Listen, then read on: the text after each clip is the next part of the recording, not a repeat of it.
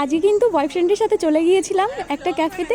ও sorry, boyfriend না, এটা হচ্ছে গার্লফ্রেন্ড। এটা হচ্ছে আমার বান্ধবী ললিতা। ও এসে অর্ডার করেছিল কোল্ড কফি। যদিও আমি প্রথমে বলছিলাম যে আমি কফি টাইপের কিছু খাবো না, যেহেতু আমি বাড়ি থেকে কিছু খেয়ে আসিনি। তাড়াতাড়ি ভেবেছিলাম বাড়ি চলে যাব। তো এটা হচ্ছে চিকেন পানির বল, যত সম্ভব, আমার সঠিক মনে পড়ছে না। আজকে কিন্তু আমাদের কোনো প্ল্যান ছিল না, হঠাৎ করেই ওর সাথে আমার দেখা হয়ে গেল। আর আমি বললাম যে চল তাহলে কিছু খাই। তারপরে কিন্তু দুজন মিলে চলে আসলাম একটা ক্যাফেতে।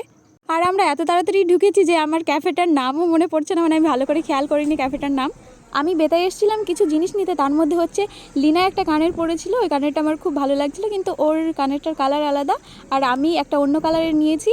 তো যে দোকানটা থেকে ও কানের কিনেছিল সেই দোকানে ঢুকেছি, অমনি দেখছি যে লিনা চলে এসছে।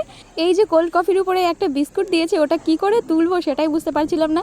লিনা বলছে যে হাত দিয়ে তুলে নে, দেখো হাত দিয়ে আমি খেয়ে নিলাম, কিন্তু লিনা খুবই ট্যালেন্টেড, ও কিন্তু ওই স্ট্রটা দিয়েই তুলে বিস্কুটটা খেয়েছে। তো আমাদের খাওয়া দাওয়া হয়ে গেছে, এখন আমরা বাড়ির দিকে যাচ্ছি।